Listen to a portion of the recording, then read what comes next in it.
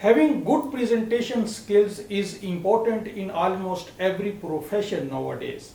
Even if you are a student, you have to make presentations now and then.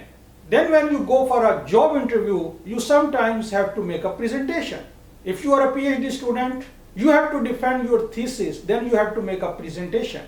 And most people, they get nervous when making a presentation, and talking in front of the people is one of the top fears we have.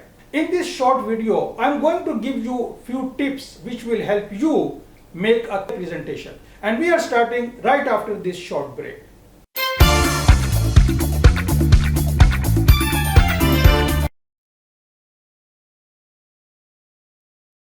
Hello and welcome to my channel. My name is Tahir, and if this is your first time, please hit the subscribe button and also the notification bell to get notified whenever I post a new video on this channel every Tuesday and Friday.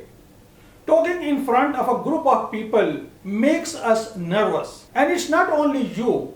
All of us get nervous when we have to speak in front of some audience. The difference between an experienced and an inexperienced presenter is the way one controls his or her nerves. Now, the first thing you want to do when you have to make a presentation is to plan your presentation. Planning is very important, and there are three main components of planning a presentation. Now, the first thing is that you should know your audience, to whom you are presenting. What is their current knowledge level about the topic which you are presenting? And most importantly, what is the thing they care the most about that particular topic? What is the thing which interests them about that particular subject area? Now, second component of planning a presentation is the main message.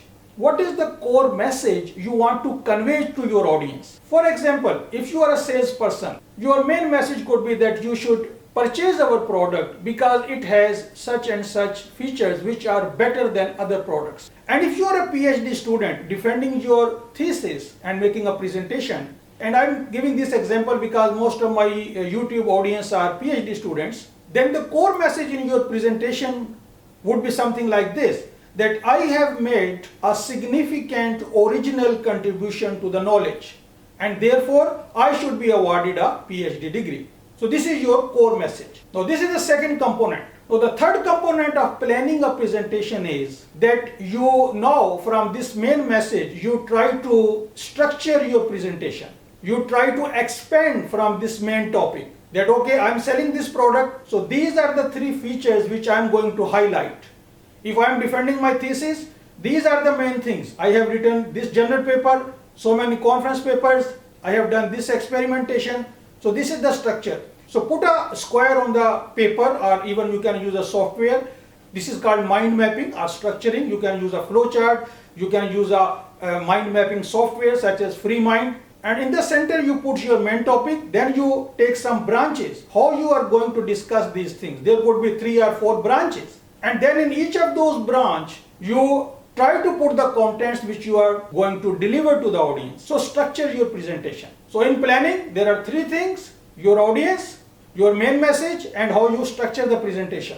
Now, the second tip is the introduction of the presentation is the most important part.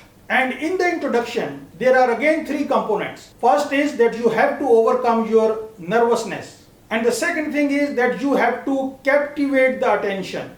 You have to hook the audience. And the third important thing in the introduction is that you have to make your audience comfortable by relating to them, by talking to them in a very polite manner and telling them that even if you are expert now, but you are in their situation in a particular time frame.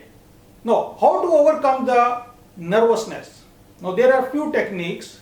The most important thing is your gaze and your body language. Now, what is gaze? Gaze means that you are steadily and intently looking at someone. If you are looking like this, of course you are nervous. But if you are looking straight to someone intentionally and steadily, then you are not. It shows your confidence. Don't move like this. Don't put your hands here. Standing in front of the group of people or audience is the difficult part. You can watch some other presenters, how they stand, and you try to copy them. So gaze and body language, both are very important. Don't show your nervousness. Now the second thing is captivate the audience, hook them up. So how to do that? So there are few ways again. One way is to ask some question. For example, my field is robotics and I am going to give a presentation about autonomous robots. I can ask a question, have you ever heard about Mars rovers? And someone will say, yes, yes, I know that. So in this way, you engage them. And if you are giving a presentation on, for example, control systems engineering or in any other particular subject, and you are following a certain book, you can hold that book in your hand. Holding any object related to your presentation is also captivating. They will engage. Another way to get attention is to start from a story. And the way which I mostly use is like this, that you give them a highlight of your main idea. So this is the way I normally do. And if you watch my videos, you will see that most of my videos are in this style. For example, let's say I am presenting to some PhD students. So I will say something like this. Today, I am going to tell you 5 things which every PhD student should do early in their career. So this is the second part of introduction. And the third part of introduction is that you tell them how the presentation is going to get into progress. For example, you will say, I'm going to take your 20 minutes and you don't take 21 minutes. You must finish by 20 minutes. And then you can tell them some other things. For example, why they should listen to you. Another thing you can tell them during the introduction is that you can ask questions during the presentation at any time.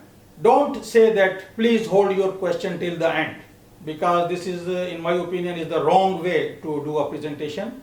Sometimes, for example, if you have used certain terminology which they don't understand, and you have asked them to hold the question till the end, then all the presentation is in trouble, because they don't understand what you are saying next.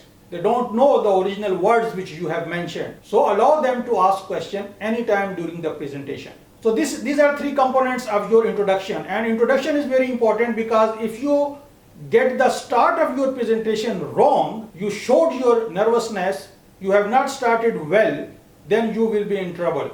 Now once you have started, the next tip is that always speak slow. Don't just start speaking like a robot or a machine. No, speak slow, give them some time to digest what you are saying.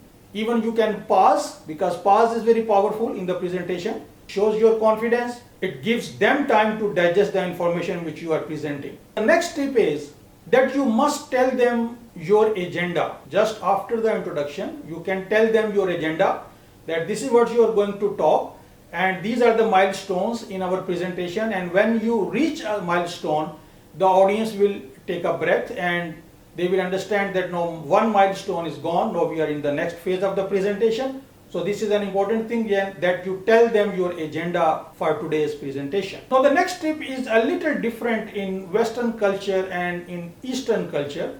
In Asian countries, sometimes you consider eye contact as a disrespectful thing, but in Western cultures, eye contact is considered a very important thing to show your confidence, to engage with the people. So therefore, if you are giving a presentation in a Western country, then you should consider this fact as well, that maintain the eye contact with your audience. And now this video is getting very long, so I want to conclude this. And the last tip is that never end your presentation with any of the apologetic words. For example, never say something like this, I might be boring you for the last 20 minutes, because then people will think, yes, actually this was quite boring. Don't say this.